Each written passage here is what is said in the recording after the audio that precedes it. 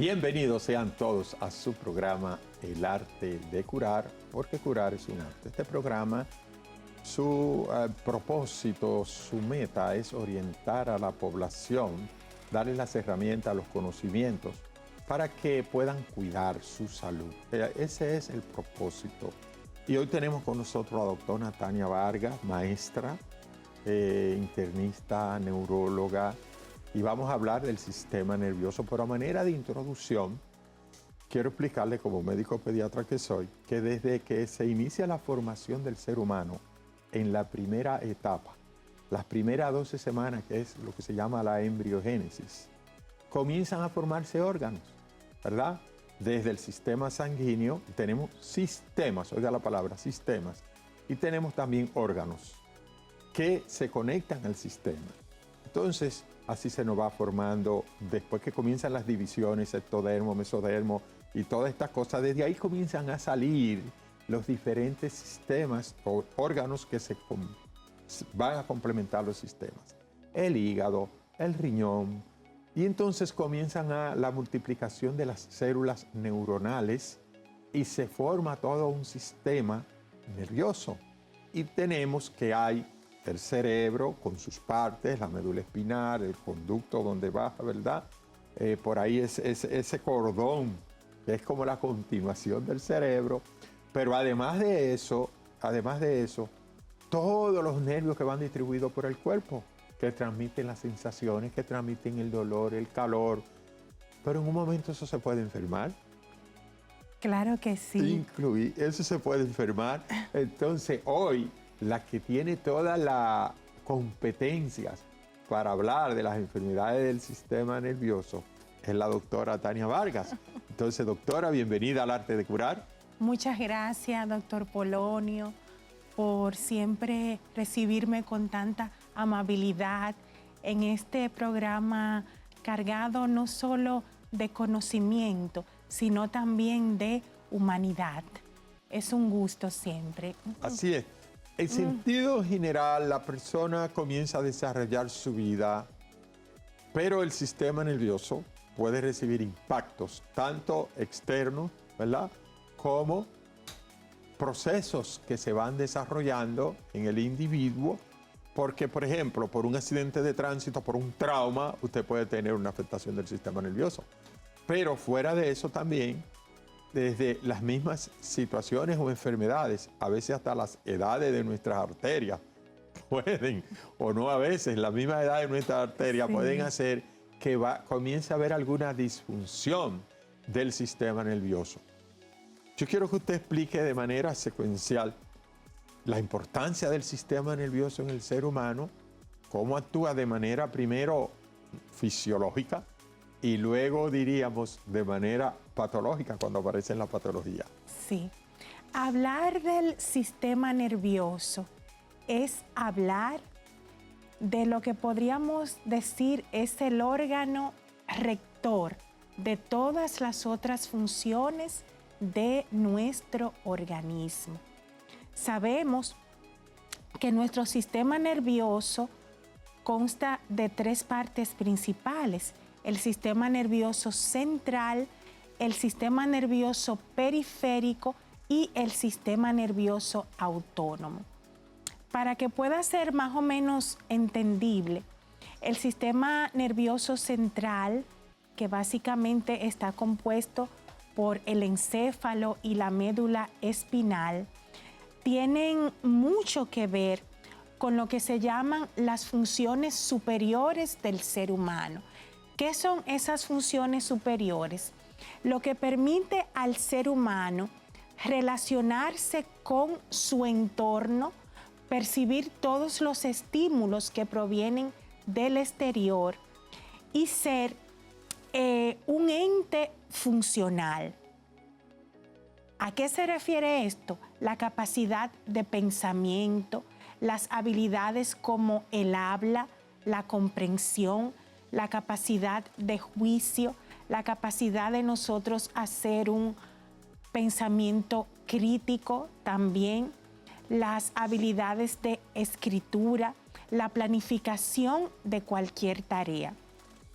Esto básicamente es posible gracias a nuestro sistema nervioso central y los diferentes lóbulos cerebrales que cada uno tiene su función. Por ejemplo, el lóbulo frontal tiene que ver mucho con el control de la conducta, con la inhibición en el ser humano, con el inicio del movimiento motor voluntario, entre otras funciones que son sumamente importantes. El lóbulo temporal, por ejemplo, tiene que ver con la audición, también tiene que ver mucho con la memoria, y en el lóbulo occipital es donde interpretamos todos los estímulos visuales. Es decir, es lo que nos permite a nosotros interpretar todas esas señales como visión. Entonces, el sistema nervioso periférico, que ya va a estar compuesto por esos plexos nerviosos, por esos nervios periféricos, y también en su parte terminal por esa unión del nervio con el músculo, es lo que nos va a permitir ejecutar esas señales que manda el sistema nervioso central y producir un movimiento voluntario, un movimiento con propósito. Claro está que todo eso va a estar regulado por las diferentes vías que viajan desde el cerebro, que vienen, descienden y ascienden por la médula espinal. Es decir, que todo en nuestro sistema nervioso, por eso es lo maravilloso del sistema nervioso, está interrelacionado, y cuando se daña cualquier estructura de ese trayecto tan preciso, de ese entramado, podemos tener una disfunción importante. Vamos a dejarlo ahí, vamos a hacer una pequeña pausa y en breve retornamos. Adelante, señora directora.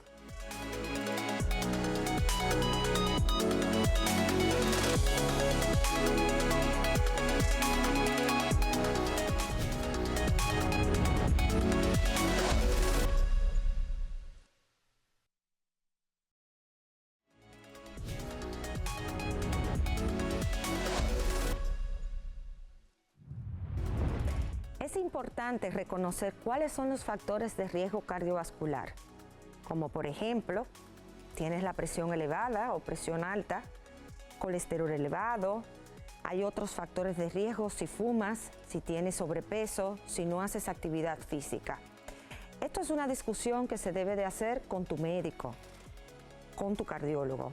Siéntate, analiza y pídele información acerca de cómo podemos prevenir o retrasar la aparición de las enfermedades cardiovasculares. Recuerda que es la primera causa de muerte, no solamente en el mundo, aquí, en nuestra casa, en nuestro país. Es importante también hacer una evaluación, no solamente tuya, sino de los miembros de tu familia, como tus hermanos, tus hijos, de manera que la salud cardiovascular sea una conversación familiar, para poner sobre la mesa qué cosas podemos hacer para la prevención y evitar que tu corazón el día de mañana sufra. Soy la doctora Laiden Suárez, cardióloga electrofisióloga. Haz tu cita hoy, evalúate, pregúntale a tu cardiólogo qué puedes hacer para evitar la aparición de enfermedades cardiovasculares. Bien, continuamos con su espacio El Arte de Curar y estamos conversando con la doctora Tania Vargas, médico internista, neuróloga. Doctora, hablaba usted claramente, pero quiero que me hable un poquito de la importancia de los pares craneales en el ser humano. Sabemos que hay una cantidad importante de pares craneales y que están hasta numerados. Y por número viene con su función. Y la gente tiene que saber eso. Porque eso que usted decía ahorita, la conexión que hay con el exterior es a través de ellos, de los pares craneales en la mayoría de los casos. Es una parte sumamente importante y maravillosa. Y una de las cosas que más me gusta precisamente del sistema nervioso. Los pares craneales, en sentido general, son nervios que en la mayoría de los casos se originan dentro del cerebro. Son 12 que tienen cada uno una función específica. Dicha función puede ser una función puramente sensitiva, puramente motora, o hay pares craneales que son mixtos. Por ejemplo, los dos primeros pares craneales que tienen que ver con la visión y con el olfato, ¿de acuerdo? Son precisamente, como usted bien lo dijo, son los que permiten nosotros percibir esa sensación de olor, ¿de acuerdo? Percibir esos estímulos visuales y a través de las vías que se originan de ellos, llegar a las áreas del cerebro donde nosotros interpretamos como seres humanos eso que estamos percibiendo. También hay pares craneales como el tercero, el cuarto y el sexto par craneal que tienen que ver con la movilidad ocular, ¿de acuerdo? Motor ocular común, motor ocular externo. Sí, que tiene mucho que ver, por ejemplo, para nosotros cuando miramos hacia arriba, cuando estamos bajando escaleras, cuando tenemos que hacer una mirada conjugada hacia los lados. Entonces, todos estos pares tienen que estar íntegros para nosotros hacer esto. También hay pares craneales que tienen un componente mixto que son sumamente importantes. Dentro de ellos quiero mencionar el quinto par craneal, que es el trigémino, que tiene que ver con la sensibilidad casi total, la sensibilidad superficial y termoalgésica de la cara, con excepción de esta área aquí, que es C1, que tiene que ver, y con la parte motora, la movilidad de los músculos de la masticación. También tiene que ver el quinto par craneal. Y el séptimo par craneal, sumamente importante, que es el facial, que ya tiene que ver en su parte motora con la movilidad de los músculos de la cara. Los músculos que tienen que ver con la expresión facial son los que nos permiten, por ejemplo, sonreír, fruncir el ceño, silbar. Entonces, ese es uno de los pares craneales o de los nervios craneales que más se afecta por diversas patologías, como la enfermedad cerebrovascular, por ejemplo, las enfermedades desmielinizantes también, los tumores cerebrales, o por una patología propiamente inflamatoria del nervio, cuando ese par craneal o nervio facial se inflama, ya sea por un proceso viral casi siempre o por un cambio brusco de temperatura, viene la llamada parálisis de Bell o parálisis facial periférica, en la cual hay una debilidad, al paciente se le tuerce la boca, no puede cerrar bien el ojo. Entonces es importante nosotros identificar cuando hay una lesión de un par craneal, porque eso es un signo que nosotros llamamos focalizador, de que está habiendo un problema en nuestro sistema nervioso. Doctora, un cambio de temperatura, yo te lo digo porque esto es como algo del pueblo. No abra la nevera que se te va a doblar la boca con ese cambio de temperatura. Y que la persona se levante y abre la nevera, ¡guap! Esa sí. Parálisis de Bell. Antes una desviación de la comisura labial. Antes se le daba mucha relevancia a eso, inclusive la llamada parálisis a Frigori, ¿verdad? Y todavía nuestros padres, abuelos, nos dicen eso, pero la realidad, la evidencia es que la mayoría de las ocasiones las parálisis faciales periféricas se han relacionado con patologías virales como por ejemplo el herpes simple, el citomegalovirus, el herpes zóster, que afectan directamente al nervio y lo inflaman porque este nervio tiene la característica de que sale por un agujero que está por aquí en la mastoide, el agujero estilomastoideo, que es sumamente pequeñito. Y cualquier cosa que inflame al nervio se queda atrapado.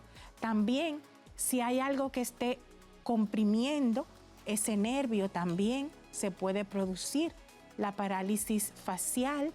Y también cuando tenemos patologías, ya sea tumorales o de carácter vascular o desmielinizante, que afecten donde está el núcleo, es decir, donde nace ese nervio, que es a nivel del tallo cerebral. Todo eso puede causar una parálisis de Bell, como se le llama. Vamos a hacer una pequeña pausa para compartir unas recomendaciones y en breve retornamos.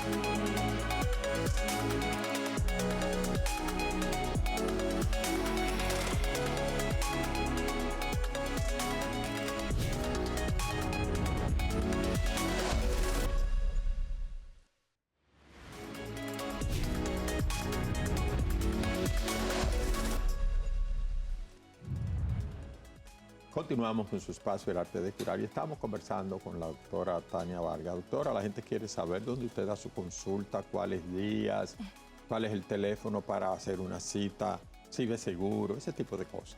Sí, estamos ubicados en el Centro Médico UCE, en el edificio profesional UCE3, que es el que está frente a la farmacia Carol, en el segundo piso. Consultamos lunes, martes, jueves y viernes. Regularmente los lunes y los martes atendemos por orden de llegada de 8:30 a 1:30 y los jueves y los viernes atendemos por cita. Los viernes en un horario de 12 a 4 de la tarde y los jueves en horario de 10 de la mañana a 2 de la tarde. Se pueden comunicar al teléfono 809-412-5314 y a los teléfonos que estaremos dejando también en la pantalla. Bien, entonces estábamos hablando de los pares craneales y hablábamos del facial. Debe ser, ¿verdad?, un par craneal tomar en cuenta. Y seguimos, este es el séptimo, o quedan todavía 5. El octavo par craneal. Sí, el octavo par craneal, sumamente importante, un par craneal sensitivo, tiene que ver con el sentido de la audición, ¿de acuerdo? Y también tiene mucho que ver con esa sensación de equilibrio. Por eso muchas veces cuando tenemos problemas, ya sea a nivel del nervio, que se puede afectar por varias razones, problemas en el oído interno, sentimos esa sensación de desbalance o esa sensación de vértigo objetivo, que es ese vértigo que se define como sensación de giro, de que todo nos da vuelta, de que se puede acompañar de síntomas gástricos como náuseas, vómito, zumbido de oídos, que es el tinnitus. Un par craneal interesantísimo es el noveno par craneal. Cuénteme. Sí, el noveno par craneal, que bueno, tiene un nombre un poquito complejo, que es el glosofaringio, tiene que ver con toda la inervación de lo que es el paladar blando, la úvula, esa parte posterior de la faringe. y tiene también comparte funciones con el 10º par craneal. Tiene que ver con el reflejo nauseoso también y con el reflejo tusígeno también, y la sensibilidad gustativa del tercio posterior de la lengua, y también la inervación de la glándula parótida. Y un par craneal que es, aunque se habla poco de él, pero es sumamente importante, es el 10º par craneal, que se le llama comúnmente como nervio vago, pero su nombre es neumogástrico. Bueno, entonces también... Doctora, que nunca ese par craneal, cuando yo estaba estudiando medicina, yo digo, sí, pero ¿cómo es vago si uno es de los que más trabaja? Sí, y de los que más puntos toca, sí, y que más interrelaciona síntomas. Cuando él tiene alguna afectación, sí, da una variedad de síntomas importantes. Sí, de hecho, es el par craneal que tiene una mayor longitud. Esto es algo que yo siempre comento con mis estudiantes, que tiene una mayor longitud, así como el trigémino, el quinto, es el par que tiene un mayor grosor. ¿De acuerdo? Así es. Entonces, ¿qué sucede? Esa longitud tan extensa que tiene este nervio craneal es porque él es el responsable, el mayor responsable de los pares craneales y con sus componentes autonómicos de la inervación de las vísceras, que esa es otra parte que muchas veces se desconoce. Por eso es que nosotros decimos, y los hechos están ahí, que el cerebro y el sistema nervioso en realidad es el órgano rector del ser humano. ¿Por qué razón? Porque si el sistema nervioso autónomo no da esa función y no inerva, por ejemplo, el corazón, no inerva, por ejemplo, esos plexos a nivel gástrico, los plexos entéricos, genitourinarios, estos sistemas, aunque no tuvieran ninguna lesión estructural, no pudiesen funcionar. También, por ejemplo, hay ciertos mecanismos, ¿verdad?, que tienen que ver mucho con este nervio craneal y con lo que es el sistema nervioso autónomo. Por ejemplo, esos vasoreceptores que se activan cuando nosotros nos ponemos de pie, se encargan de regular esos niveles tensionales, pero cuando eso no está funcionando bien por cualquier patología, son múltiples patologías que ahora no vamos a mencionar, entonces esos niveles de presión no se restablecen, caen al piso, se produce la llamada hipotensión ortostática y el paciente puede presentar lo que se llama un síncope, un desmayo. Entonces, todo eso puede ser causa no por una causa del corazón, sino por alteración del sistema nervioso autónomo. Interesantísimo, ¿no? Sí. Y imagínese que usted es un apartamento, usted tiene nevera, usted tiene microondas, usted tiene licuadora, pero si no tiene electricidad, nada de eso funciona. Eso es muy buena analogía, doctor, porque si se baja ese breaker, aunque todos esos aparatos estén completamente nuevos de paquete, no va a funcionar nada. Así mismo Le gustó es. ahí. Me encantó. Precisamente porque me gusta hacer el paralelismo Sí. para que la gente entienda más fácil. Usted bajó ese breaker y eso está ahí, pero no funciona. Sí. Vamos a hacer una pausa y en breve retornamos.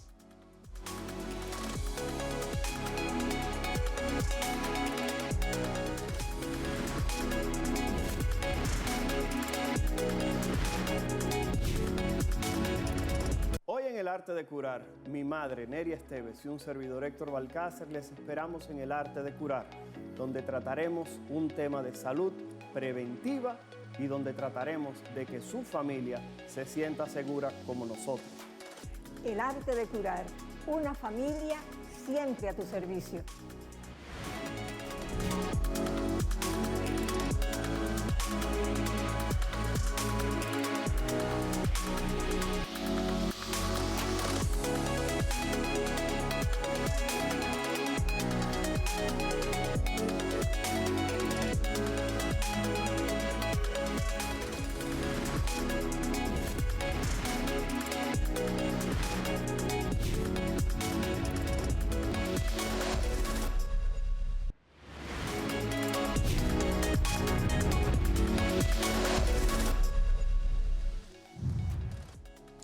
Wow, continuamos con el arte de curar. Esto es un banquete. Estamos hablando con la doctora Tania Vargas, internista, neuróloga, y quisiésemos hacer tantas preguntas, pero no nos da el tiempo. Sin embargo, yo no quiero, ya en este último bloque, que dejemos de hablar de la importancia de las enfermedades neurodegenerativas, doctora.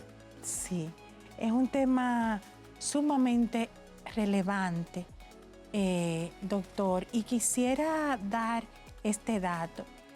En sentido general, ya las últimas estadísticas a nivel mundial, ya se sabe que las enfermedades neurológicas son la principal causa de discapacidad a nivel mundial, por encima de las enfermedades cardiovasculares y otro tipo de enfermedades. Entonces, por eso es que cada día nosotros tenemos que darle más importancia al cuidado de nuestra salud cerebral, ya desde el vientre, desde la niñez hasta la adultez, ¿de acuerdo?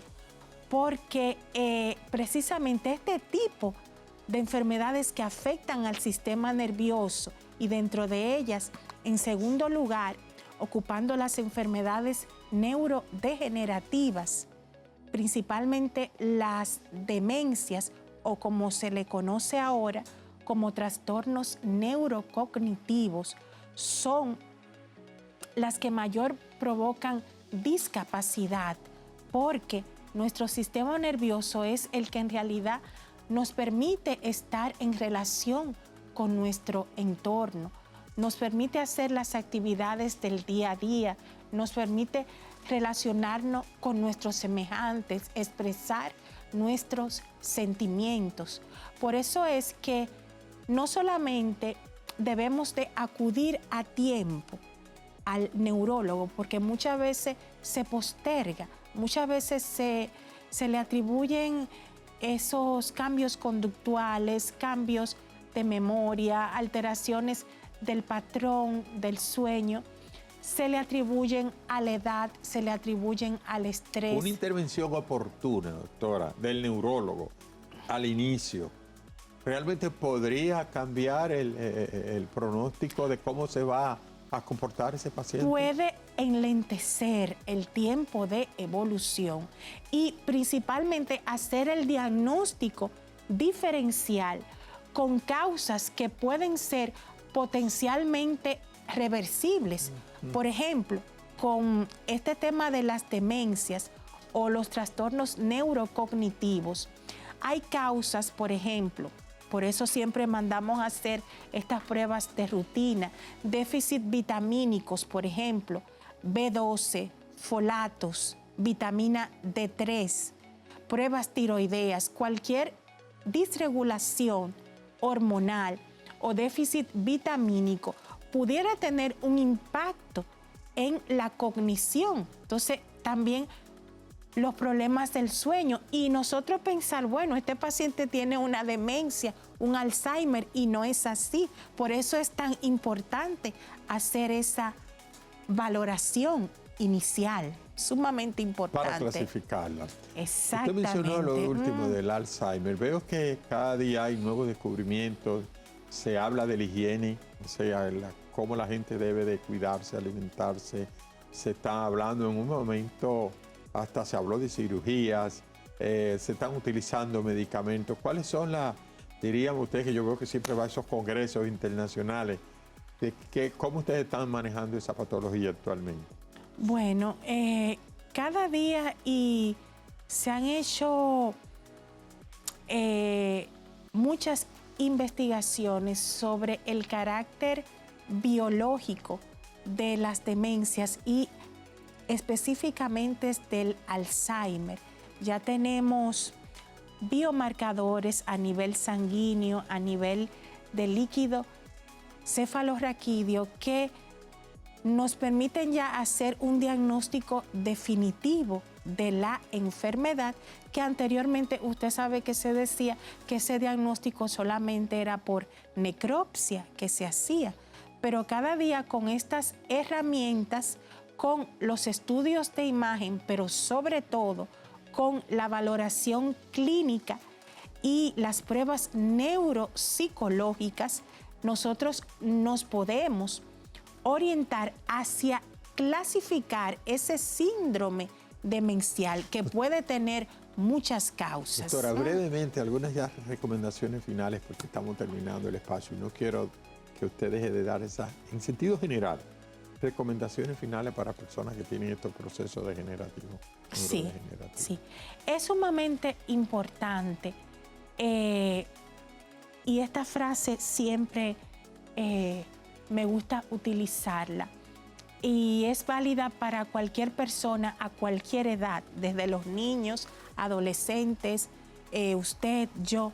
El mejor momento para cuidar nuestra salud cerebral es hoy, este instante. Wow. Porque nuestros hábitos diarios, nuestro estilo de vida, la forma como nos relacionamos con nuestro entorno, se dice o ya se sabe que la falta de relaciones, el aislamiento social es un factor de riesgo para enfermedad de Alzheimer.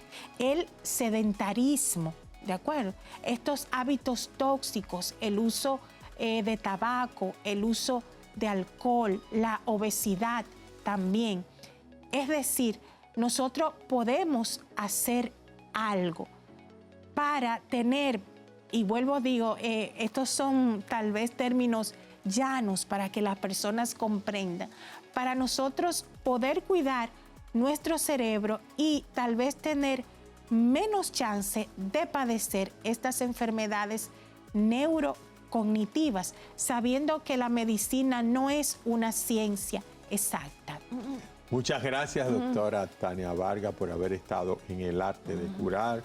Usted sabe que nuevamente lo vamos a invitar porque hay muchísimos temas que han quedado sobre la mesa y que queremos compartir con la teleaudiencia. A ustedes, amigos, gracias por su compañía y solo nos resta decir que Dios los bendiga estas Navidades, disfrútenla, que no tengan tantos excesos porque viene enero, ¿verdad? Y entonces también debemos de disfrutar en enero y el resto del año. Claro que sí. Desde el Arte de Curar nos despedimos. Será hasta la próxima.